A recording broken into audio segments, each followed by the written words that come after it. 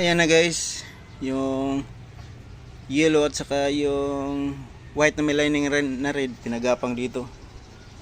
So ayan. Tapos papunta yan ng regulator. Yung yellow doon at saka yung white na may lining na red, kahit magkabalikdaran doon sa regulator na kulay pink at saka yellow, kahit magkabaliktaran sila, ikabit mo. Tapos yung green ng regulator kabit sa black na may lining na white, kasi yun yung ground ng Suzuki Smash. Tapos yung red ng regulator kabit sa red na wire na galing doon sa socket ng dating socket ng regulator.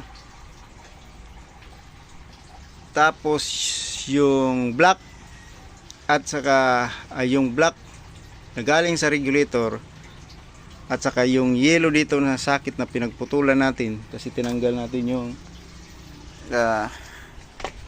dating socket ng regulator. Sana yun, ito, tinanggal natin to, yung yellow dito. Pag-isahin natin sila ng black nito ng regulator. Tapos ito na siya,